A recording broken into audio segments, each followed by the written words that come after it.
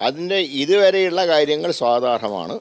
ഇനി ഇവിടെ നിന്ന് അങ്ങോട്ടുള്ള കാര്യങ്ങളും കൂടെ പരിശോധിക്കും. കാരണം ഹൈക്കോടതിയുടെ പൂർണ്ണ നിയന്ത്രണം ഉള്ളതുകൊണ്ടാണ് ഇത്രയെങ്കിലും എത്തിയത്. അല്ലെങ്കിൽ ഇതൊക്കെ ഏതാണ്ട് ശൂന്യമായി പോയേനെ. 2 ദേവസ്വം ബോർഡ് മുൻ പ്രസിഡന്റുമാർ അറസ്റ്റിലായത് തന്നെ ഹൈക്കോടതി പറഞ്ഞത് നിങ്ങൾ ഈ റിപ്പോർട്ട് മുഖ്യമന്ത്രിയെ കാണിക്കേണ്ട, സർക്കാരിനെ കാണിക്കേണ്ട, ഞങ്ങളെ നേരിട്ട് കാണിച്ചാൽ മതി എന്നാണ് പറഞ്ഞത്. അതുകൊണ്ടാണ് ഇത്രയെങ്കിലും എത്തിയത്. പക്ഷെ ഇവിടെ കൊണ്ട് അവസാനിപ്പിക്കരുത്. 2 മുൻ പ്രസിഡന്റുമാരിലേക്ക് മാത്രം ഒതുങ്ങുന്നതല്ല ഈ പറഞ്ഞ പോലെ സ്വർണ്ണക്കടത്ത്. ഞാൻ ആ വാക്ക് തന്നെ പറയാം, സ്വർണ്ണക്കടത്താണ്. ഇത് പരസ്യമായിട്ട് ഒരാളുടെ കയ്യിൽ കൊടുത്ത് അദ്ദേഹം ഇത് കൊണ്ടുപോയി വിറ്റ് കാശാക്കി.